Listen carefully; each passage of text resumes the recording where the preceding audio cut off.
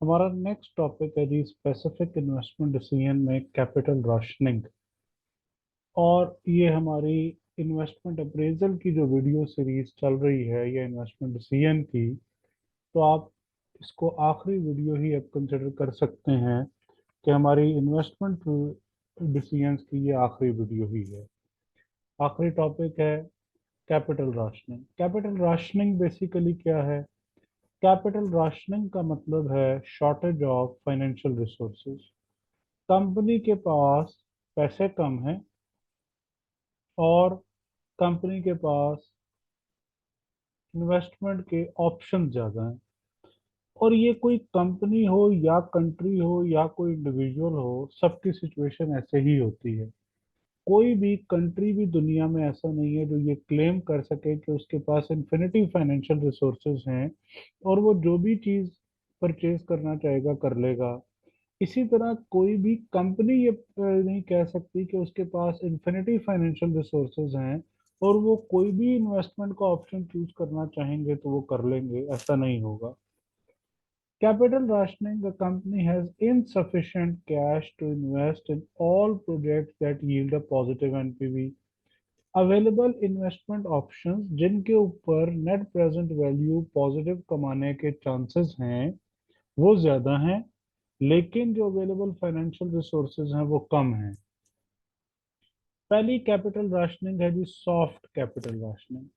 Soft capital rationing का मतलब ये होता है कि मैनेजमेंट ने अपने ऊपर खुद से रिस्ट्रिक्शन लगा दी है किसी भी वजह से कि वो एक लेवल से ज्यादा प्रोजेक्ट्स में इन्वेस्टमेंट नहीं करेंगे। या आप कह सकते हैं कि मैनेजमेंट ने ये रिस्ट्रिक्शन अपने ऊपर लगा दी है कि वो किसी भी इन्वेस्टमेंट के लिए अब मजीद कोई कर्जा नहीं लेंगे या शेयर्स इशू नहीं करेंगे या एसेट लीज नहीं करवाएंगे, और वो अपने फाइनेंशियल रिसोर्सेज से ही अपनी फ्यूचर इन्वेस्टमेंट को फाइनेंस करना चाहते हैं।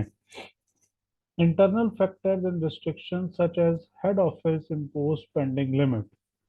दूसरी जो रीजन होती है वो हार्ड कैपिटल राशनिंग है। ये याद रखें कि ये दोनों रीजंस फॉर कैपिटल राशनिंग हैं।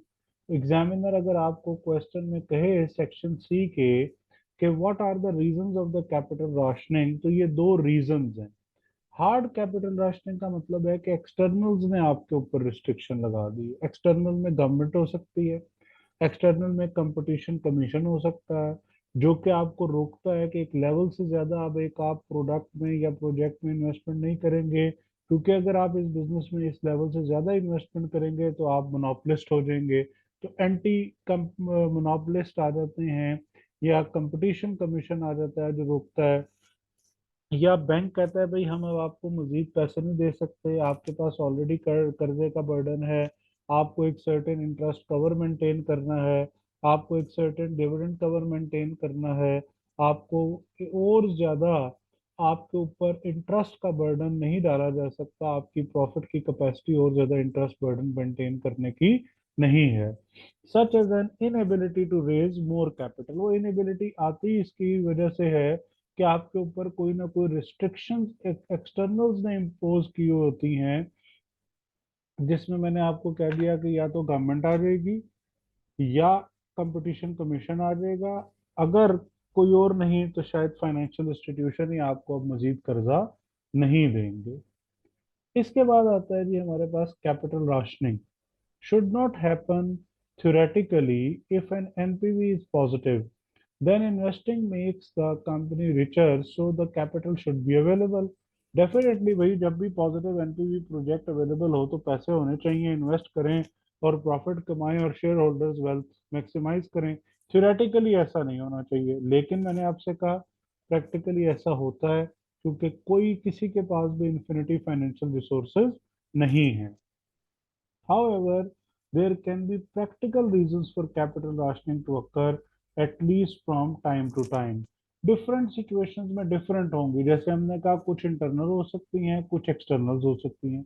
बाज मरतबा ऐसा होता है कि प्रोजेक्ट तो पॉजिटिव एनपीवी कंट्रीब्यूट कर सकता है, लेकिन उस प्रोजेक्ट की मैनेजमेंट बहुत ज़्यादा मुश्किल है। हम ये समझते हैं कि सिर्फ फाइनेंशियल रिसोर्सेज का होना काफ़ी नहीं है, ऑपरेशनल कैपेसिटी और ह्यूमन रिसोर्स की कैपेसिटी होना भी बहुत ज़रूरी है। कि हमारे पास पैसे तो हैं उस काम को करने के लिए, लेकिन हमारी ऑपरेशनल कैपेसिटी इतनी ज्यादा नहीं है, हमारी ह्यूमन रिसोर्स की कैपेसिटी इतनी ज्यादा नहीं है कि उसको एग्जीक्यूट कर सकें।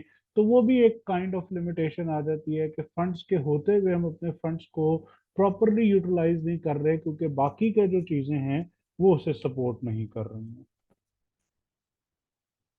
इसके बाद आते हैं जी causes of capital rationing. Capital rationing क्यों अराइज होगी?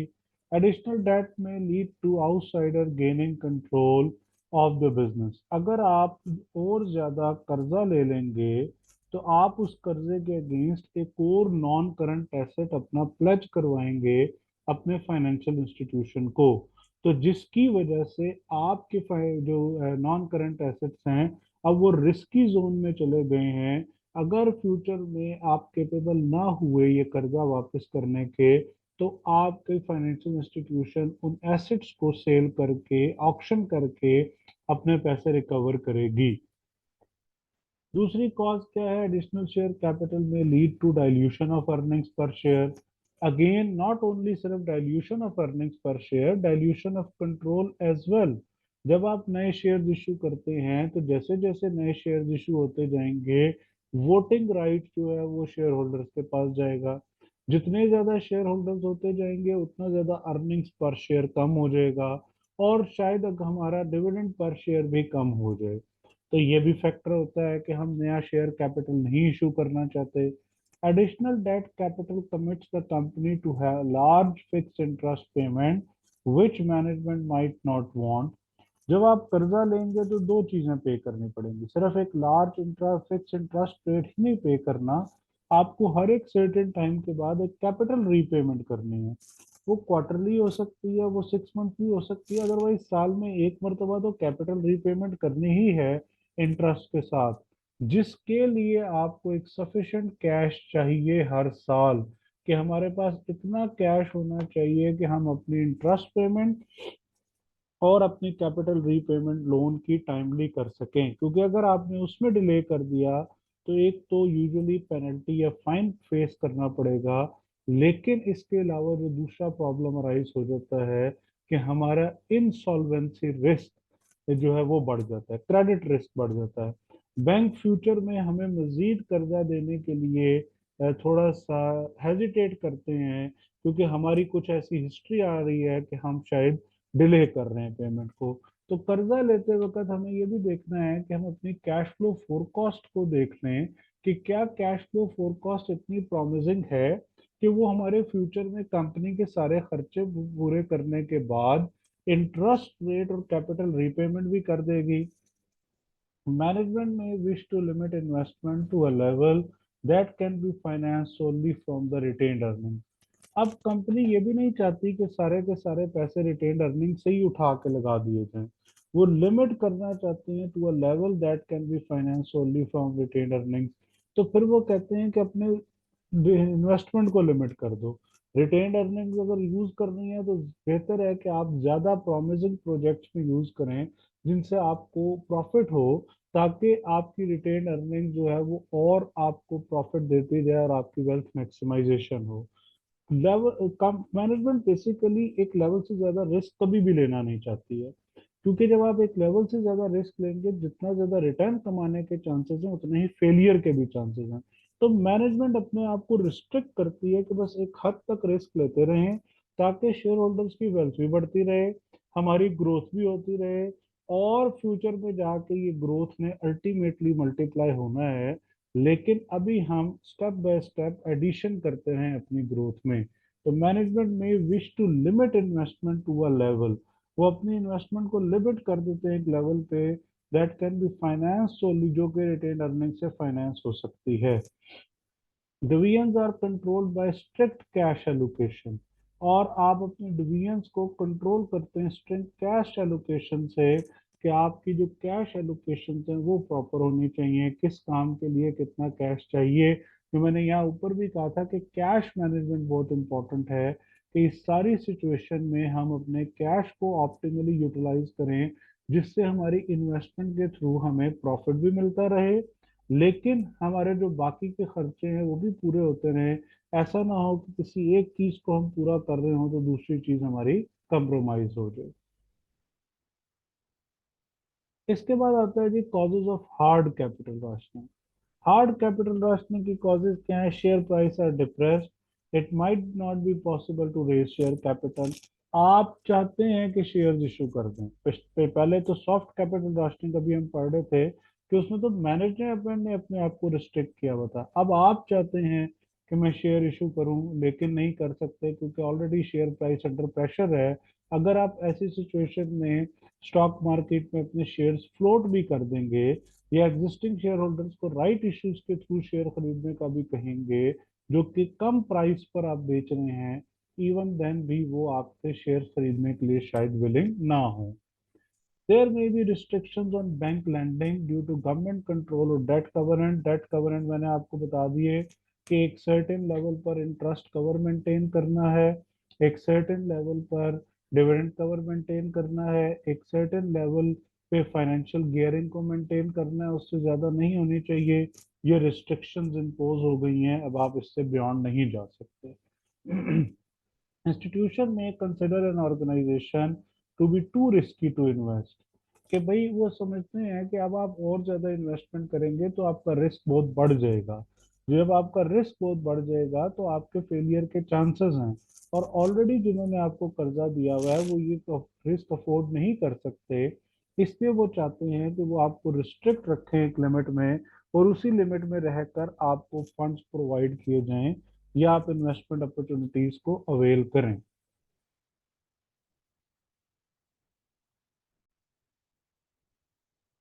स्केप्टिसिज्म अबाउट इन्वेस्टमेंट प्लान्स, हमारे इन्वेस्टमेंट प्लान्स के बारे में कुछ शक है, हमारे क्वेश्चंस हैं या फाइनेंशियल इंस्टीट्यूशन के क्वेश्चंस हैं कि कितनी सक्सेसफुल हो सकती है, क्योंकि इन्वेस्टमेंट प्लान जो भी है वो अजम्पशंस पर बेस कर रहा है। वो अजम्पशंस एक्चुअली सक्सेसफुली एप्लीकेबल भी हो सकती हैं, उनका हमें फायदा भी हो सकता है, और मे बी पॉसिबल वो अजम्पशंस हमें उस तरह से फायदा ना दें। Investors might have recently provided capital, investors जो हैं वो हमें उन्होंने अभी रिसेंटली कैपिटल प्रोवाइड किया, अब वो मजीद कैपिटल प्रोवाइड करने के लिए विलिंग ही नहीं है। पहले उन्हें पुराने कैपिटल के ऊपर तो एक हम रिटर्न दे दें जिसमें कैपिटल गेन शामिल है, शेयर प्राइस बढ़ा के दे दें, हम उन्हें अर्निंग्स पर शेयर दें या डिविडेंड दें, तो उसके बाद वो मजीद पैसा प्रोवाइड करने के लिए विलिंग होंगे। इसी तरह अगर रिसेंट पास्ट में कर्जा लिया फाइनेंशियल इंस्टीट्यूशन से, बैंक से, तो वो भी मजीद कर्जा देने के लिए तैयार नहीं है। वो भी यही कहेंगे कि जो आपने पहले कर्जा लिया है उसको पहले आप यूटिलाइज करें, और उसके अगेंस्ट इंटरेस्ट पेमेंट और लोन रीपेमेंट हमें टाइमली करना शुरू करें। Cost of making a small issue of capital may be too great. Issue of shares जो है वो एक तो वैसे भी एक्सपेंसिव होता है, और अगर कोई ऐसी सर्टेन सिचुएशन आ गई है कि जिसमें शेयर इशू करने की कॉस्ट बहुत ज्यादा है एज कंपेयर टू जो आपके पास है कैश आना है शेयर से के थ्रू, तो वो भी एक जस्टिफाइएबल डिसीजन नहीं है। So the company makes instruments large issue या इंट्री इंटरमीडिएट लार्ज इशू, जिसके कंपनी क्या करती है, फिर ऑल्टरनेटिव देखती है कि क्या क्या इशू किए जा सकते हैं। फॉर एग्जांपल बॉन्ड्स इशू किए जा सकते हैं, लोन नोट्स इशू किए जा सकते हैं, तो उसके थ्रू भी हमारे पास पैसा रेज होने के चांसेस हैं। इसके बाद आता है जी आप कैपिटल राशनिंग को ओवरकम कैसे करेंगे, शॉर्टेज ऑफ कैपिटल को कैसे आप कंट्रोल कर सकते हैं। Seek joint venture partners with whom to share projects, अपने रिस्क को डिवाइड कर दें, ज्वाइंट वेंचर ढूंढें, पार्टनर ढूंढें। वो आपके साथ आपके रिस्क में भी पार्टनर बनेगा, वो आपके साथ आपके रिटर्न में भी पार्टनर बनेगा, वो आपके एसेट्स में भी पार्टनर बनेगा, वो आपकी लाइबिलिटीज में भी पार्टनर बनेगा। आप और वो उस स्पेसिफिक प्रोजेक्ट में पार्टनर होंगे।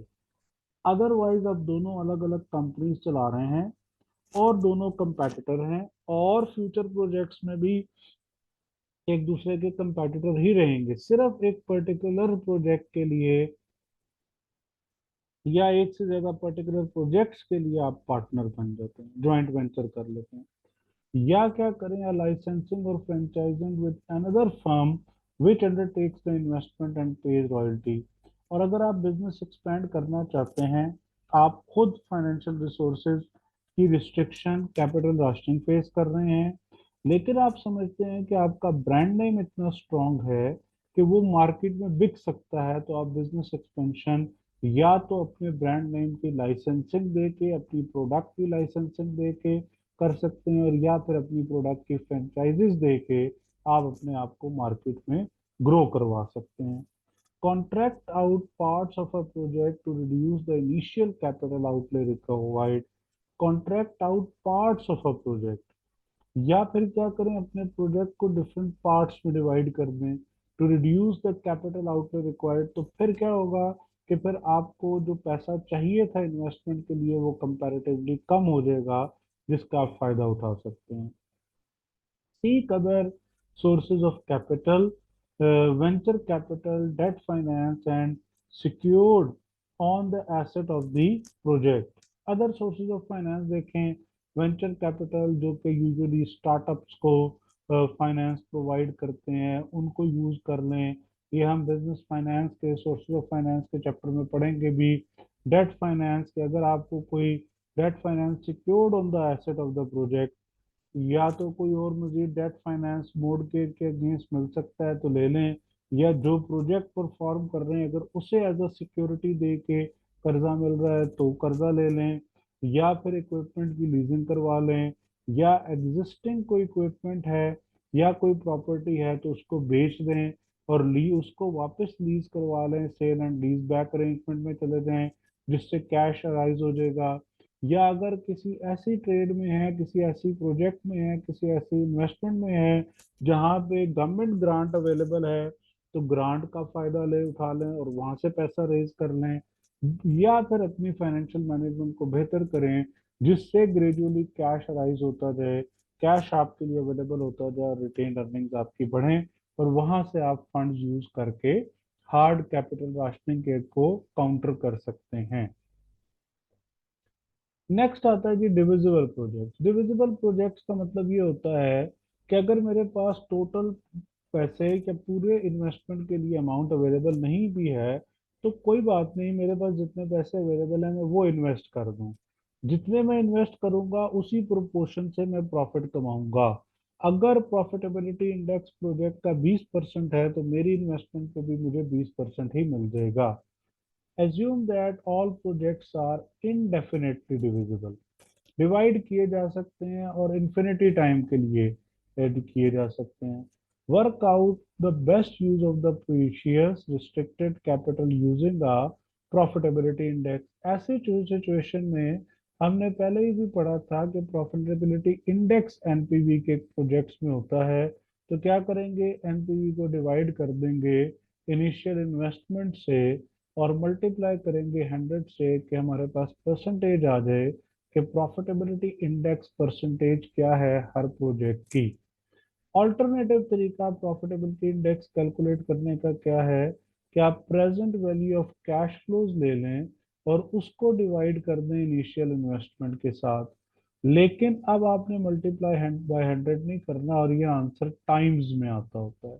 फर्क समझ लें कि डिनोमिनेटर तो दोनों फार्मूलों में सेम ही है, इनिशियल इन्वेस्टमेंट, लेकिन यहाँ न्यूमरेटर नेट प्रेजेंट वैल्यू है और यहाँ पर numerator present value of cash flows है।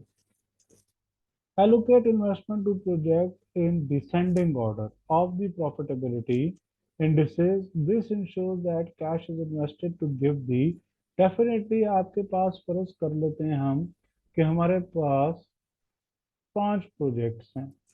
हमने इस प्रोजेक्ट का प्रॉफिटेबिलिटी इंडेक्स कैलकुलेट किया तो 120% है, जिसका मतलब ये है कि इन्वेस्टमेंट के मुकाबले में 20% प्रॉफिट आएगा।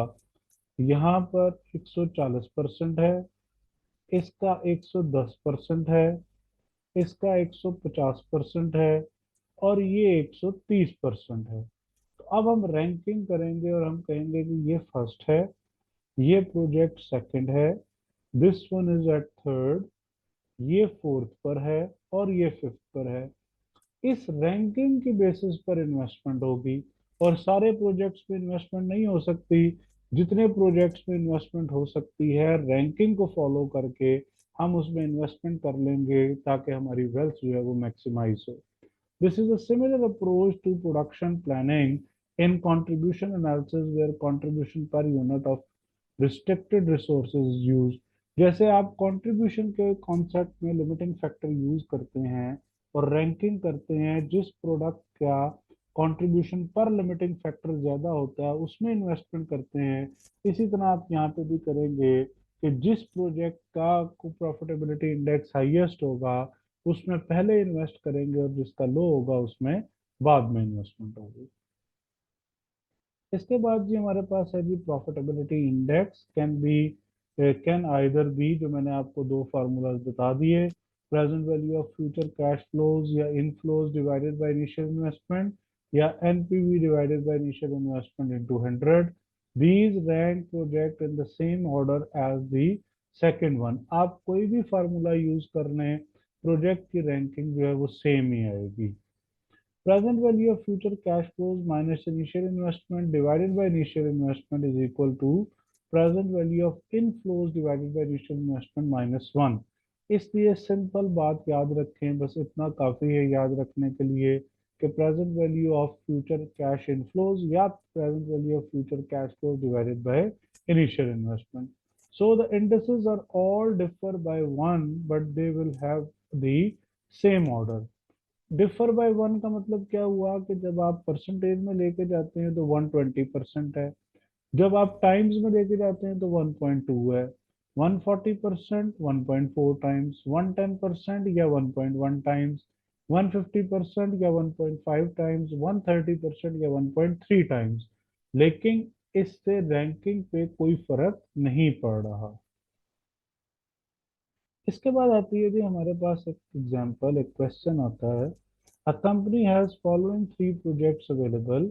इनिशियल इन्वेस्टमेंट तीनों की आपके पास आ गई है, एनपीवी भी मिल गई है।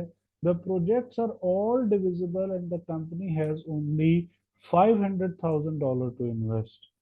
What should the company investment plan be. Company का इन्वेस्टमेंट प्लान क्या होना चाहिए। 5 लाख टोटल डॉलर हैं हमारे पास, लेकिन तीन प्रोजेक्ट्स में हमें टोटल 6 लाख डॉलर की जरूरत है। और हम एज्यूम क्या कर रहे हैं कि ये प्रोजेक्ट्स जो हैं वो डिविजिबल प्रोजेक्ट्स हैं। तो पहला काम हमने क्या किया, पहला काम हमने ये किया कि हमने एनपीवी कैलकुलेट की और एनपीवी को डिवाइड किया अपनी इनिशियल इन्वेस्टमेंट से, जिससे हमारे पास प्रॉफिटेबिलिटी इंडेक्स आ गई। NPV divided by initial investment, इसको आप टाइम्स में ले लें, मल्टीप्लाई बाय 100 करके 225% लिख लें, उससे कोई फर्क नहीं पड़ेगा। नेक्स्ट 2.6 टाइम्स है, 1.8 है। फिर हमने इसकी रैंकिंग की, रैंकिंग में बी प्रोजेक्ट जो है वो सबसे ऊपर है, तो सबसे पहले इन्वेस्टमेंट बी प्रोजेक्ट पे की जाएगी। तो 100% इन्वेस्ट करेंगे क्योंकि उसकी रैंकिंग सबसे ज़्यादा है। $2 लाख की इन्वेस्टमेंट चाहिए, 5 लाख हमारे पास हैं और 5,20,000 की हमें एनपीवी मिलेगी। सेकंड प्रोजेक्ट ए है जिसमें 1 लाख की इन्वेस्टमेंट चाहिए, ये हम पूरे इन्वेस्ट कर देंगे और 1 लाख का कैपिटल यूज होगा, 2,25,000 की हमें एनपीवी मिलेगी। अब यहाँ तक आप यूज कर चुके हैं 3 लाख, टोटल पैसे अवेलेबल हैं 5 लाख के। तो आप क्या करेंगे, आप बाकी के 2 लाख, क्योंकि ये डिविजिबल है, इन्वेस्ट कर देंगे सी में। सी की प्रॉफिट परसेंटेज क्या थी, सी की प्रॉफिटेबिलिटी इंडेक्स थी 180% की या 1.8 की। तो आप इस 200 को मल्टीप्लाई कर सकते हैं डायरेक्टली 1.8 के साथ, तो तब भी तकरीबन आपके पास यही आंसर आएगा, 360 आ रहा है। ऑल्टरनेटिवली क्या हमने यूज किया, हमने कहा जी 2/3 कर देते हैं इंटू व्हाट, इंटू 540। 2/3 का मतलब है कि प्रोजेक्ट के लिए 3 लाख चाहिए, हमारे पास बाकी के 2 लाख हैं, तो 2 लाख डिवाइडेड बाय 3 और मल्टीप्लाई बाय एनपीवी, जितनी इन्वेस्टमेंट करेंगे उस प्रोपोर्शन से पैसे मिलेंगे। तो वन और द अदर वे हमारा आंसर जो है वो 360,000 ही आएगा। बेशक आप 200 को मल्टीप्लाई 1.8 से कर लें या ऐसे सॉल्व कर दें, वन और द अदर वे हमारा आंसर 360 है। तो ये आ गई जी total net present value. 505 lakh पूरे यूज हुए, और 1,105,000 हमारे पास एनपीवी आ गई, लेकिन किस कंडीशन में? डिविजिबल प्रोजेक्ट्स की कंडीशन में। इसके बाद आता है जी problems with the profitability index approach. The approach could be used if the projects are divisible. एक तो ये याद रखें कि जब इनडिविजिबल प्रोजेक्ट्स आ जाएंगे तो ये अप्रोच हमारे लिए यूजफुल इतनी ज्यादा नहीं रहेगी। No account is taken of the strategic value of individual investment to the organization। अब ये नहीं देख रहे कि इस इन्वेस्टमेंट से कंपनी के फ्यूचर में इसको कितना बेनिफिट मिल रहा है, सिर्फ ये देख रहे हैं कि प्रॉफिट कितना ज्यादा है। क्या मालूम कि जिस इन्वेस्टमेंट की रैंकिंग जो है वो थर्ड है, लेकिन कंपनी के मिशन स्टेटमेंट के साथ, विजन के साथ वो ज्यादा अलाइंड हो, और उस प्रोजेक्ट को कंपनी करने से कंपनी की इमेज की एनहेंसमेंट ज्यादा होती हो और कंपनी की स्ट्रेटेजिक वैल्यू बढ़ जाए। The method is limited when the project have differing cash flow pattern. जब ये वहां पर यूज होगा जब आपके कैश फ्लो पैटर्न्स जो है वो डिफरेंट है। As this affects the timing and availability of funds. Project की टाइमिंग और उसके फंड्स की अवेलेबिलिटी, ये दोनों चीजें इंपॉर्टेंट है। Profitability index ignores the absolute size of investment project. Absolute size को कंसिडर नहीं करता, क्योंकि आप परसेंटेज में ले रहे हैं। तो जब आप कोई चीज परसेंटेज में कंसिडर कर रहे होते हैं तो वो रिलेटिव साइज होता है। एब्सोल्यूट साइज का मतलब है कि आपने एनपीवी डॉलर वैल्यू में ली है। ये नहीं देखता कि एक प्रोजेक्ट का 5 लाख एनपीवी डॉलर में है और दूसरे की 3 लाख डॉलर में है, तो भाई वो हमें 2 लाख ज्यादा कमा के दे रहा है। वो कहता है भाई इसने 140% जनरेट किया है, इसने 130% किया है, इसने परसेंटेज में कम जनरेट किया, तो ये ना करो या ये बाद में करो, और जिसने ज्यादा जनरेट किया वो पहले करो, बजाय इसके कि वो इस फैक्ट को कंसिडर करे कि ये प्रोजेक्ट 2 लाख डॉलर ज्यादा कमा के देगा as compare to the other project. तो एब्सोल्यूट साइज यहाँ पर इग्नोर हो जाता है, डॉलर वैल्यू इग्नोर हो जाती है, और प्रॉफिटेबिलिटी इंडेक्स या रिलेटिव साइज परसेंटेज जो है यहाँ पर ज्यादा वैल्यू कैरी करता है। A project with high profitability index might be very small and therefore only generate a small NPV। Postponing the projects, कि अगर आप प्रोजेक्ट्स को पोस्टपोन कर देते हैं, डिले कर देते हैं, if projects can be postpone then there is more flexibility, more capital might be available in the future period. अभी आप अबंडन कर दें, छोड़ दें प्रोजेक्ट को, अपने एग्जिस्टिंग बिजनेस पर और रिटेंशन ऑफ अर्निंग्स पे फोकस करें, और मे बी पॉसिबल प्रेजेंट कर्जे वापस करने की वजह से बैंक के साथ और बेहतर रिलेशनशिप हो जाए, शायद कोई अच्छा जॉइंट वेंचर हमें फ्यूचर में मिल जाए, शायद कोई हमें अच्छा वेंचर कैपिटलिस्ट मिल जाए। उस अपॉर्चुनिटी को अवेल करके आप फ्यूचर में फायदा उठा लें। Projects started first might generate capital to enable other projects to be taken on in the future। Project started first might generate capital to enable other projects to be taken। हाँ, ये भी हो सकता है कि जो मैंने अभी आपसे कहा कि जो पहले से प्रोजेक्ट चल रहे हैं उससे पैसा कमाएं, रिटेन अर्निंग्स को बढ़ाएं, रिटेंशन रेट को बढ़ाएं, उसका फायदा उठा सकते हैं आप फ्यूचर में अपने प्रोजेक्ट्स परफॉर्म करने के लिए। Postponement means a project is less valuable because cash generated is received later। Definitely जिस चीज को आप पोस्टपोन कर रहे हैं इसका मतलब उसका फायदा भी बहुत ज्यादा नहीं था। अगर कोई मटेरियल बेनिफिट हो, कोई सिग्निफिकेंट बेनिफिट हो, तो फिर कंपनी की मैनेजमेंट ऑल्टरनेटिव्स देखती है फाइनेंस रेज करने के लिए, कि उन ऑल्टरनेटिव्स को यूज करके हम फाइनेंस रेज करें ताकि हमारा जो प्रॉफिटेबल अपॉर्चुनिटीज हैं वो मिस आउट ना हो जाए। It is difficult to generalize about the effects of postponement as much as depends on the pattern of cash flow that can arise। Basically, postponement का फैसला जिस point of time पर आप कर रहे होंगे उस वक्त शायद यही बेस्ट डिसीजन हो, क्योंकि प्रोजेक्ट के लिए, प्रोजेक्ट की फाइनेंसिंग के लिए आपको कैश फ्लो चाहिए। अगर तो कैश फ्लोज आपके पास नहीं है और ना ही आप कैश फ्लो अरेंज कर पा रहे हैं, तो आपके पास और कोई ऑप्शन भी नहीं होता। और प्लस उसने यहाँ पे एक बात और की कि generalise about the effect of postponement as much as so much depends on the ये किस चीज के ऊपर डिपेंड करता है? कैश फ्लो के पैटर्न्स के ऊपर डिपेंड करता है, जो कि अराइज हो सकते हैं या अराइज होंगे। तो ये बेसिकली क्या है जी, ये हमारे पास पोस्टपोनमेंट ऑफ प्रोजेक्ट्स के इफेक्ट्स हैं। इसके बाद आते हैं जी non divisible projects. Non divisible या इनडिविजिबल प्रोजेक्ट्स जो हैं, इनका मतलब क्या होता है जी? नॉन डिविजिबल या इनडिविजिबल प्रोजेक्ट्स का मतलब ये है कि हम अपने प्रोजेक्ट्स को डिवाइड कर सकते हैं। किसमें डिवाइड कर सकते हैं? हम अपने प्रोजेक्ट्स को अपने इन्वेस्टर्स में डिवाइड कर सकते हैं। सॉरी, डिवाइड नहीं कर सकते हैं। इनडिविजिबल प्रोजेक्ट मींस कि हमारे पास या तो पूरे पैसे हों उस काम को करने के, अगर नहीं है तो हम फिर अपने जो रिमेनिंग फंड है या जो अवेलेबल फंड है वो इन्वेस्ट नहीं कर सकते। जैसे ऊपर की एग्जांपल में हमने प्रोजेक्ट सी में 3 लाख में से 2 लाख इन्वेस्ट किए और हमने उस प्रोपोर्शन से एनपीवी कमा ली। यहाँ ऐसा नहीं होगा। अगर आपके पास पैसे नहीं है तो प्रोजेक्ट आपको अबंडन करना पड़ेगा, छोड़ देना पड़ेगा। If the projects are non-divisible, profitability index method cannot be used। फिर ये हमारे लिए ये मेथड इतना ज़्यादा यूजफुल नहीं रहता। Instead, work out all the permutations of the project that could be undertaken and choose the combination with the highest NPV। फिर आप यही देखेंगे कि अवेलेबल ऑप्शंस में कौन कौन से प्रोजेक्ट्स परफॉर्म किए जा सकते हैं, कहाँ कहाँ पैसा पूरी तरह से यूटिलाइज किया जा सकता है जिससे हमारी एनपीवी हाईएस्ट हो जाए।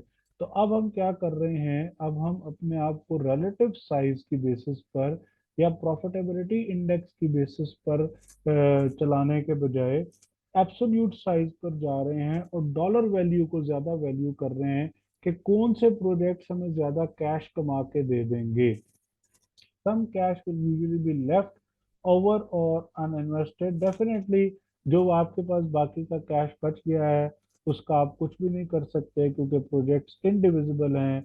अगर कंपनी चाहे तो उस पैसे को शॉर्ट टर्म सिक्योरिटीज में या किसी शॉर्ट टर्म इन्वेस्टमेंट में इन्वेस्ट करके वहां से कुछ प्रॉफिट कमा सकती है। The objective as usual is to maximise share holders wealth, so to focus on NPV, not on any cash left over. पैसा बचाना हमारा मकसद नहीं होता ऐसे सिचुएशन में, हमारा मकसद उसको पूरे को यूटिलाइज करना है। तो हम ये देखेंगे कि ज्यादा से ज्यादा एनपीवी कौन से प्रोजेक्ट्स कमा के दे सकते हैं और कहाँ हमारे पैसे पूरे इस्तेमाल में आ सकते हैं ताकि हमारा पूरा कैश यूज हो और हमारी वेल्थ मैक्सिमाइज हो, हमारा प्रॉफिट मैक्सिमाइज हो या हमारी एनपीवी मैक्सिमाइज हो। अब इस सिचुएशन में हम क्वेश्चन देखते हैं जी कि वही 3 प्रोजेक्ट्स हैं हमारे पास, तीनों में सेम इन्वेस्टमेंट है और सेम हमारे पास एनपीवी आ गई है। और अब प्रोजेक्ट्स डिविजिबल नहीं है, इनडिविजिबल हैं, नॉन डिविजिबल हैं। 5 लाख ही अवेलेबल है इन्वेस्टमेंट के लिए, तो अब हम क्या करेंगे?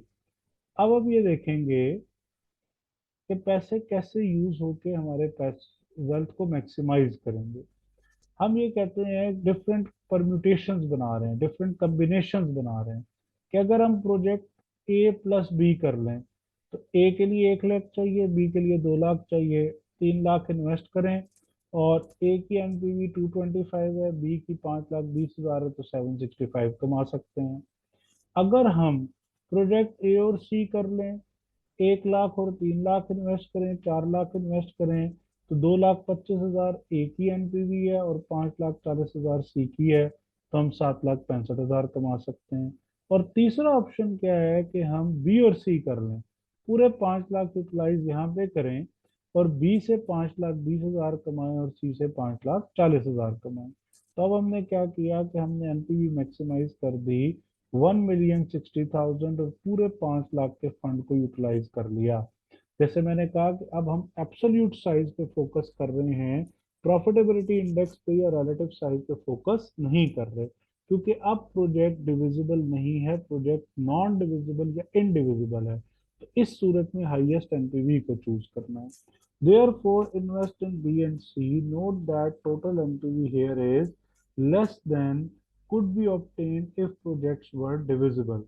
जब हमने डिवाइड किए थे प्रोजेक्ट तो उस सिचुएशन में क्या हुआ था? उस सिचुएशन में हमारे पास एनपीवी ज्यादा थी, लेकिन अब एनपीवी हमारी कम होगी। बट हम क्या कर रहे हैं, अपने पूरे पैसे को फुली यूटिलाइज कर रहे हैं ताकि हमारे पास ज़्यादा से ज़्यादा कैश फ्लो जनरेट हो सके और हमारे शेयर होल्डर्स की वेल्थ मैक्सिमाइज हो। तो ये हमारा जी कैपिटल राशनिंग कंप्लीट हो गया है, और हमारा जो ओवरऑल सेक्शन है इन्वेस्टमेंट डिसीजन का वो भी यहाँ पर कंप्लीट हो गया है। आई होप कि आप लोगों को ये सब वीडियोस अपनी सीरीज में समझ आ गई होंगी। अगर फिर भी कोई क्वेश्चन होगा तो आपको मालूम है कि व्हाट्सएप ग्रुप में आप हमसे ये क्वेश्चन किसी भी टॉपिक के बारे में पूछ सकते हैं।